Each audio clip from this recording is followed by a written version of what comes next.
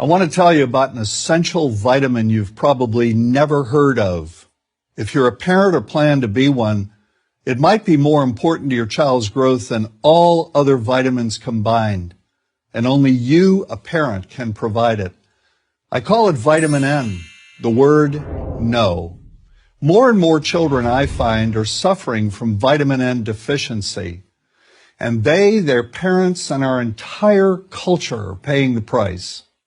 Let me illustrate my point with a story that's quite typical.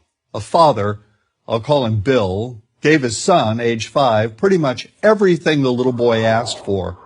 Like most parents, Bill wanted more than anything for his son to be happy, but he wasn't.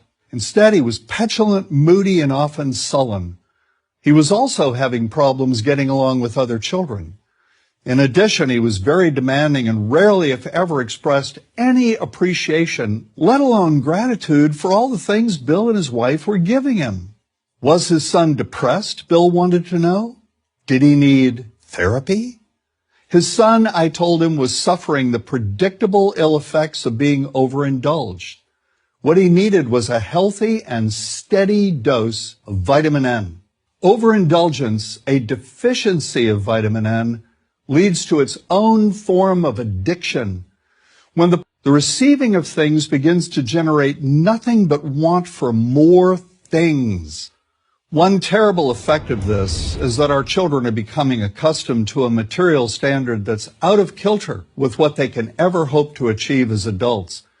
Consider also that many, if not most, children attain this level of affluence not by working, sacrificing, or doing their best, but by whining, demanding, and manipulating. So in the process of inflating their material expectations, we also teach children that something can be had for next to nothing. Not only is that a falsehood, it's also one of the most dangerous, destructive attitudes a person can acquire.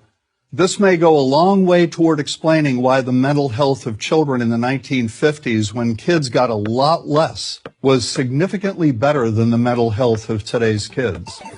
Since the 50s, and especially in the last few decades, as indulgence has become the parenting norm, the rates of child and teen depression have skyrocketed. Children who grow up believing in the something for nothing fairy tale are likely to become emotionally stunted, self-centered adults. Then, when they themselves become parents, they're likely to overdose their children with material things. The piles of toys, plushies, and gadgets one finds scattered around most households. In that way, overindulgence, a deficiency of vitamin N, becomes an inherited disease. An addiction passed from one generation to the next.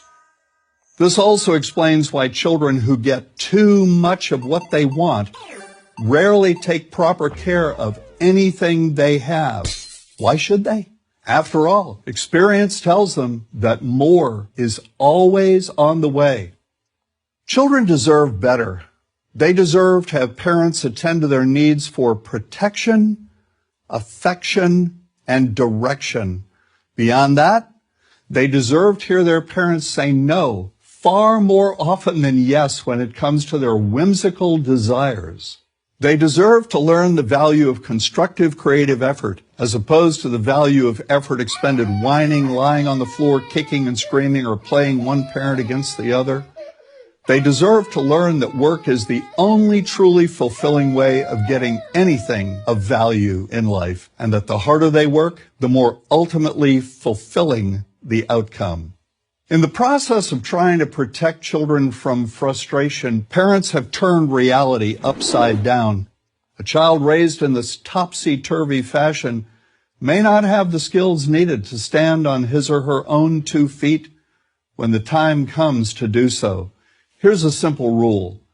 Turn your children's world right side up by giving them all of what they truly need, but no more than 25% of what they simply want. I call this the principle of benign deprivation. No. Vitamin N. Dispense it frequently. You'll be happier in the long run, and so will your child. I'm John Rosemond, author and family psychologist for Prager University.